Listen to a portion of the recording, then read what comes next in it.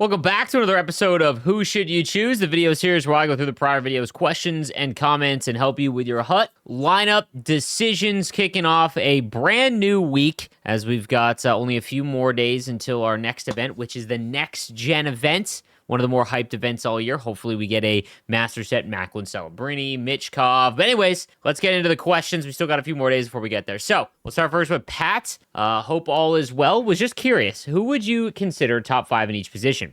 Also, this game makes you enjoy cards that you don't normally use. For example, like you said in previous video, I made Ekholm, I know, but I've been loving his Thunderclap instead of using cards that normally everyone would use. So I've been thinking about this. I tried this during the first 2 weeks of the game to do one of those ranking at every position videos. And because progression was so low this year, where like 85 is like the highest overall, there was so many cards within each other that there really wasn't any separators, right? But that being said, I am a man of the people. I've seen enough comments and questions that I've gotten about doing those videos again. So tomorrow, look for that tomorrow. I'm going to try and get the rankings put together and see if we can't come out with 4, in my opinion, for each position, as well as 3 on defense and 2 goalies. Again, I think that this year, more than any other year, you can use a wide variety of cards because the progression is so low, and it's kind of a benefit of it being very low and starting out low. So just something to keep in mind there. Also, I apologize. I'm glad that you're enjoying Ekholm because I know there's a lot of people out there that wish they would have went Parayko. So, next up, Hey Sleeves. I'm a Flyers fan, and I have a tradable McDavid, and I want to build the assumed Michkov MSP on Friday. Should I sell my McDavid to buy Michkov tradable, or make him untradeable and upgrade with coins? Thanks. Strategies video helped out a lot. So, I wouldn't get rid of McDavid. Of all the ones, I wouldn't get rid of McDavid. So I'm wondering if you mean sell McDavid so that you get coins so you can buy Michkov tradable. If you are a Flyers fan, he's not leaving your team unless he gets a better card, right? So what we've seen so far is that EA has given out enough tokens or collectibles in a week or in 2 weeks to make one of the MSPs for free. I say that in quotes because it takes a lot of time to finish the objectives. That being said, I wouldn't sell anything tradable when you know that you could just make Michkov and you wouldn't have to give up any of your resources because you could just get whatever EA gives you. So that's the route that I would go if I was thinking about doing that. Next up from Coffin says, hey, Slaves, love the content. I'm getting really frustrated with the event model this year, especially with how they're giving out free MSPs.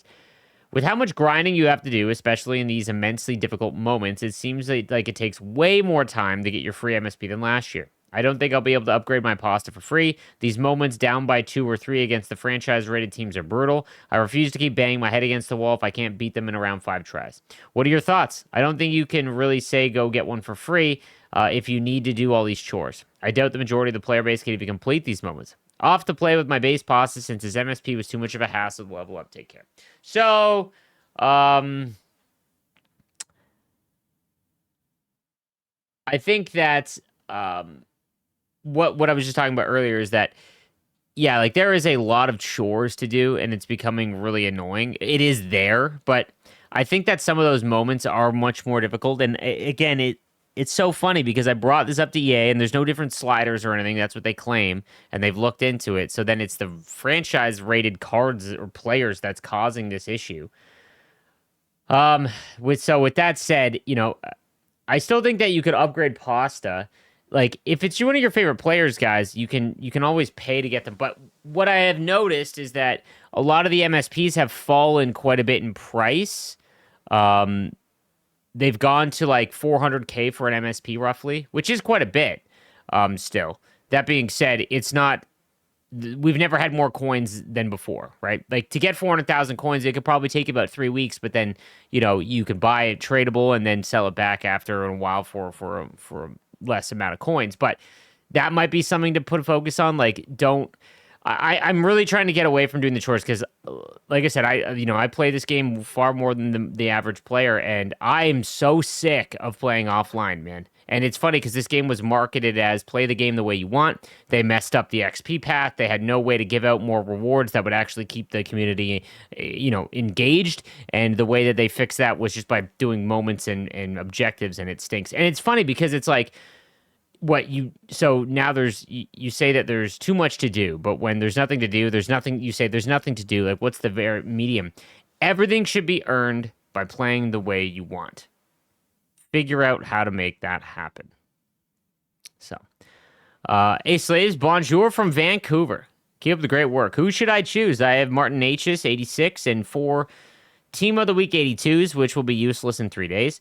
I could use them to make one of the Star of the Month 86s like Heisher, or should I keep Natchez for next month? I'm wondering if I will need Heisher for next month's Star of the Month set, or if Natchez will be usable in next month's Star of the Month set. FYI, the player doesn't matter. Either of them would be on my 4th line. I just want to know which one will help most next month. Good Lord. Like, either one of those cards should not be on your 4th line. This is what I don't know. I mean, I guess like unless you're doing a theme team, I don't know how you would have 4 cards better at each position. I don't know. Probably Natchez, because the Team of the Weeks will definitely be used. There's no confirmation that next month's Star of the Month will require the prior month's Star of the Month cards. Like, we can only go out. The content team just does stuff so randomly that there's no way to predict it. But we know that the 85 Team of the Weeks, it looks like it's build Team of the Week cards all month, and then once that's done, make a Star of the Month from that month, right? So we know that Natchez will be used. There's no guarantee that Heisher will be. Brian says, hey, Slaves, it's clear that week 2 of the off-the-charts players don't quite stack up. However, I noticed that they don't have the little blue-green check mark showing their upgrades are maxed out. Do you think they'll somehow see more upgrades? I don't know if this is an error. The little check mark or the little upgrade blue box indicates that they won't upgrade anymore. Like once you upgrade them, they'll max out. They're not going to go any higher. Maybe that's just an error they don't show it on the graphic on the cards for some reason, but no, they won't go up any higher. Hey, Slaves, I love the videos. I'm having trouble on what I should do with my collection. With limited time to play because of school and work, should I just save all my collection for Team of the Year and skip on the weekly events? Or should I just keep investing in these weekly MSPs? Appreciate your help. Well, honestly, if you don't have a ton of time, what I'd recommend is that if you see an event where there isn't a card that, like, super interests you, then I wouldn't. So, for example, let's pretend Jay Bouwmeester from this event wasn't so insanely better than all of the other options, right? Then you could have just skipped this event because it's like, there's decent cards in there. Like, Solani's still pretty good, and Crosby looks awesome. But there's no, like, man, I'm going to regret not making Bouwmeester, right? Which I think you will. It depends on the context of your team and all of that, but I think that he's an incredible card. So, you could definitely just, like, I think just saving your stuff for your collection. I don't know if I would do it for Team of the Year, but I think I would just pay attention when a new event comes out. If you see a card that interests you, go ahead and make it. Samuel says, hey, Slaves, I've been a fan of you for years now. Keep up the great work. I was wondering what's the best way to do 2 MSPs. I was thinking of putting Jabo 85 overall with 10 free tokens and paying the last tier 125 and putting Solani to 84 with the other 6 free and playing the last 2 tiers at 125 respectfully. So I would invest 350k total, but I could get half back, knowing that I already have Jabo at 84 and Solani 82. Is this the best way to do it, or is there a better way? I haven't done the math on this. The problem is that, so you can invest 350k total, right? You can get Solani for like tradable for like 400k roughly, and he's probably like, how long would it be before Solani drops to below 200k? Probably a while, right? So, and that's what I would kind of base it on, knowing that you would get half your coins back on tradable, but would you sell Solani for 200k before that? I don't know. It's very close, right? But your idea, it does work if you want to go that route instead. Hey, Slaves, I'm a huge Patrick Kane fan, and I'm pretty sure I'm going to be making first of all from the off the charts event week 2. However, I'm wondering if Solani is a must make, and if I should make him as well, or should I just skip him? I'm excited to hear your thoughts. Keep up the good work. So I did a rankings video. I don't think that any of the cards from week 2 are S tier, which is like, again, S tier would be must make. You'll regret it, I think, if you don't. The only one from the entire event would be Bouwmeester, and again, if you have Heiskanen and Chara and Ekholm, then there's no point in doing that.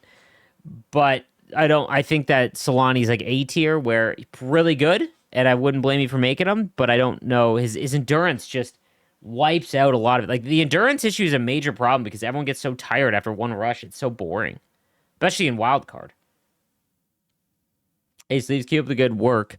As a non-Pareko owner, I'm a little bitter about hoping Ekholm gets going soon. I do as well. I need EA to fix moments. Game was advertised as play you want, and now they have not delivered on that promise. Yeah, that's the big issue. I've been being a lower skilled player. Most of the moments are just not achievable for me. They should only offer XP and have the option to change your difficulty, resulting in a higher XP reward for higher end players that want to grind for it and compete against the XP path faster. Find to add tokens or collectibles on semi-pro, but after that, if you achieve it on a higher difficulty, give more XP. I pay the same price in this game. I simply cannot get these generic down 3-1 on all-star moments done, and it is very frustrating, killing the game for me. Also need to fix pro difficulty. Thanks for your thoughts. Keep the great work. So, 100%. Like, everything should be XP paths, okay? So, objectives should be, complete 10,000 XP or 5,000 XP with off-the-charts players, okay? Whether that's scoring goals or whatever, or even just with players in your lineup. Everything should just be via XP. That way you can play the game the way you want. The arbitrary amount of shots or goals or games played is just so lame. And you're right, man. Like, again, I think that a lot of people overlook that the moments can be pretty tough, and again, they're not fun because they're not playing the way that you want. They're very generic. So I'm completely there with you on the XP. Hey, Slaves, I know they just did the first patch. Why did they not fix the glitch when completing sets where you can multi-select? So anytime this, I don't have any comms on from them, but I can almost guarantee the reason why there isn't a fix to multi-select is because they don't know it yet.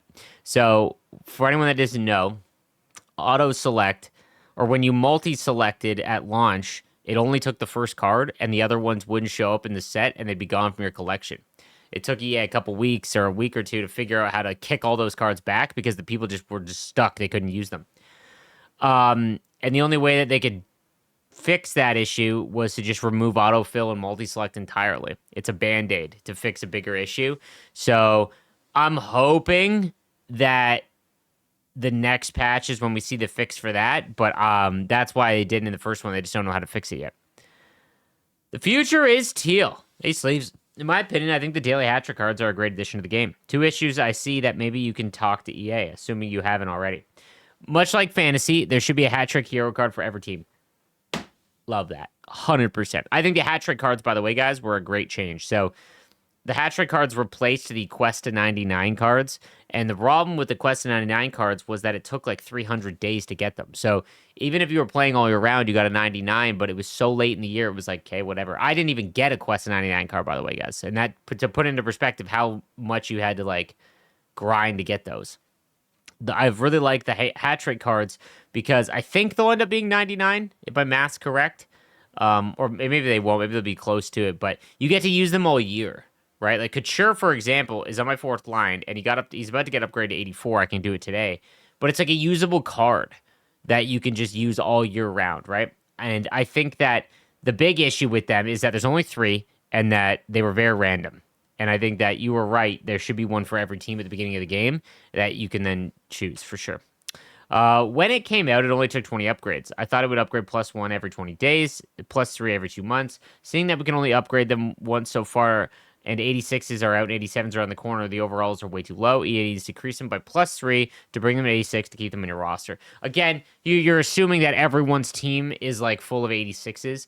I have an 84 over, like at 84 overall. Couture specifically is usable on a majority of people's teams. His face-off rating is okay, and he's fine skating wise.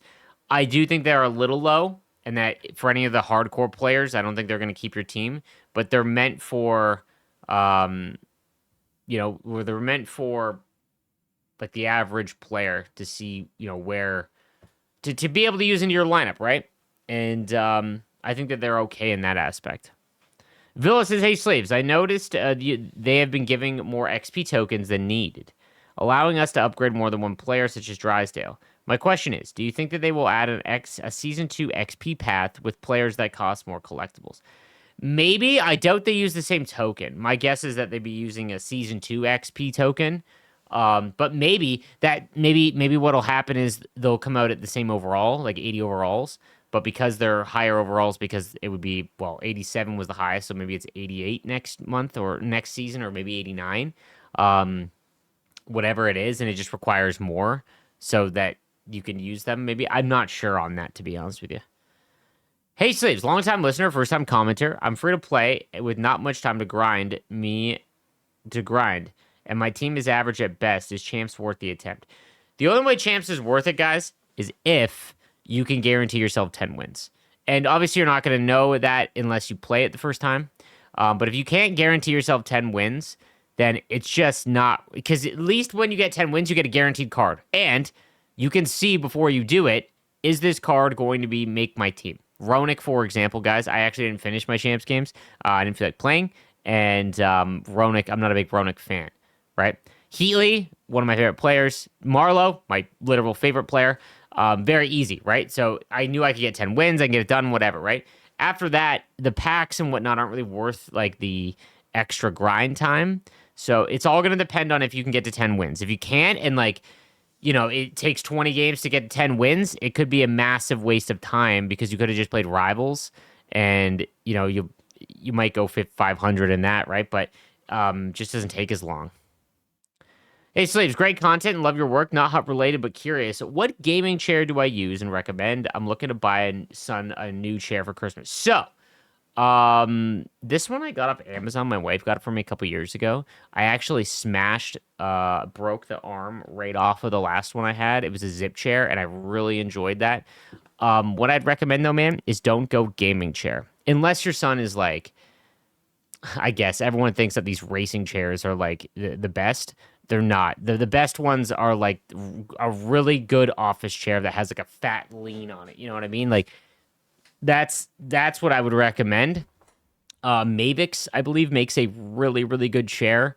The best kind, if you're looking to spend dollars, Secret Labs, but Zip Chair was pretty good, and I don't think they're as expensive. So Zip Chair would be what I recommend, probably cost-effective wise. And they do like custom like logos. You can put your favorite team on there. So, you know, it's not bad.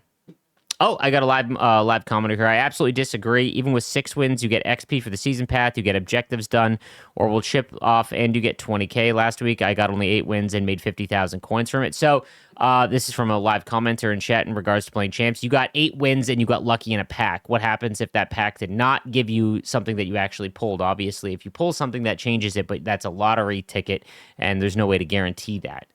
If someone has very limited time and they can't guarantee themselves a card that will make their squad, I personally wouldn't recommend doing it because 20 full games, that's what? 20 full games is what? Let's take a look here.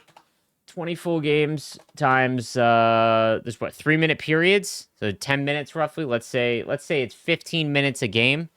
Given the search times and all like that, it's 300 minutes. Divide that by 60. That's 5 hours. Right? That's 5 hours of your time, and you made 50,000 coins from it, right? Now, is there other ways that you could make more coins, or is that decent? Yeah, like, maybe not, but again, if you don't get guaranteed with it, then I don't know, I wouldn't. Again, if you want to play Champs and you enjoy it, I would just, like I said, if you get the guaranteed card, I wouldn't bet on the lottery ticket is all. Aces love the content. I'm now ready to make my first hologram. I went the vintage route. I am undecided between Gretzky, Lemieux, and Orr. I have a very well-balanced team and really don't know who to choose. I know Mario is probably the best endgame 99 overall because of his size, but currently Orr and Gretzky have their speed and agility at the top of the curve. Thanks for the input. Honestly, from what I've seen, Gretzky's card is lights out. Gretzky's card has been absolutely lights out. It's like Kucherov's captain card, his X Factor captain card, where like you go up against it and you notice that card a ton.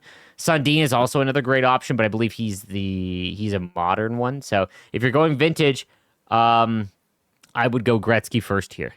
I would go Gretzky first, especially because there's so many good defensemen. Like Orr is also extremely good, but there's so many good defensemen.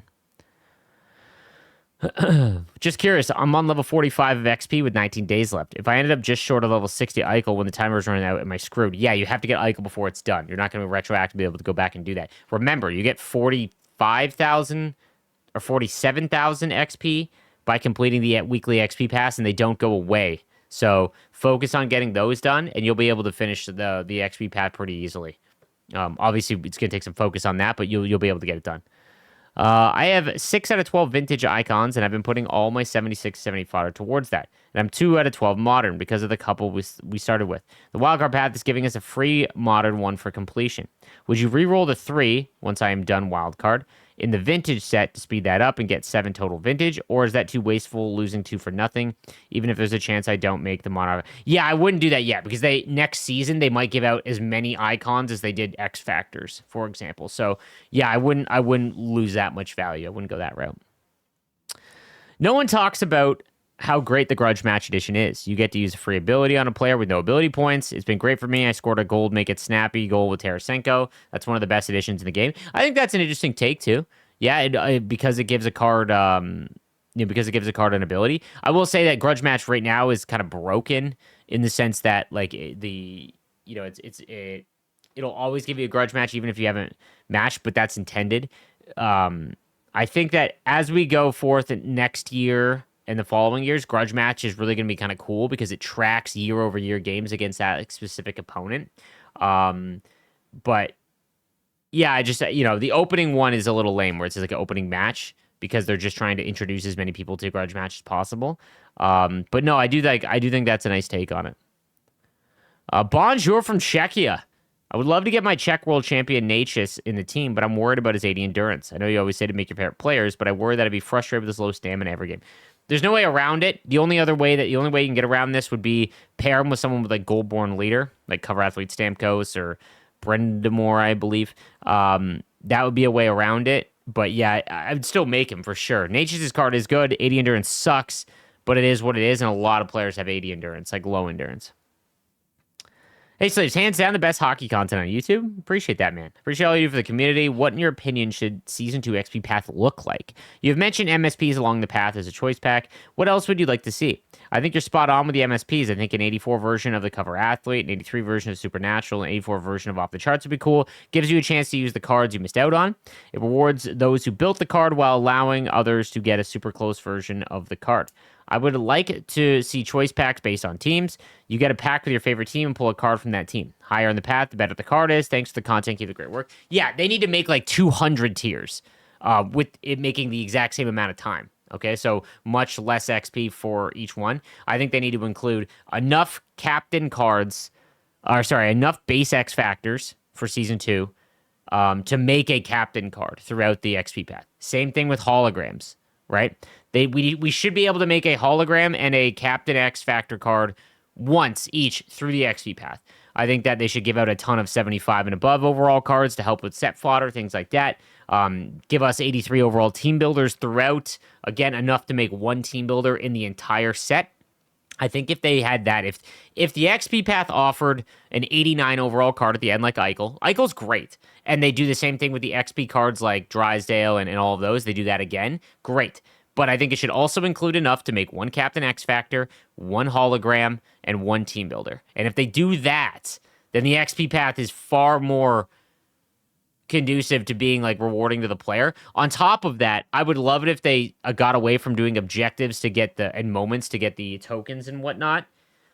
But again, the only way they'd be able to put cards from unreleased events in the XP path is if they gated it, like they time gated it, where you can only go to a certain like level and then unlock. And I don't think they should do that because players play at different times of the year, right? And then like if a new event comes out and you wanted that card, you have to grind all the way through at the beginning. But I think that an interesting way would be to like give a choice pack or maybe a token or a collectible from the event, but you don't know who the MSPs are, right? So it's like one free MSP token. And then when the event comes out, you can then cash in that collectible for whatever. They need to add, some Fausto in chat said they need to add gold arenas. They need to add in gold arenas, coaches, jerseys. Just put that in the XP path because those are useful for a lot of the player base. So definitely something that I would consider there. Last one. Anyone else's set's broken? I can't autofill multi-select when it's 78 plus and over that. I have disliked cards one by one. Made the fantasy event miserable to do for me. Anyone else experiencing this? You can autofill, but it won't take everything, and then you have to go back and remove the things you don't want. It is broken, and hopefully it is fixed in the next patch, but yeah, I'm not sure. Thank you guys again for watching. That's going to do it. Make sure you subscribe with notifications on for your chance to get your question answered in the next video. I'll see you guys next time. Have a good one.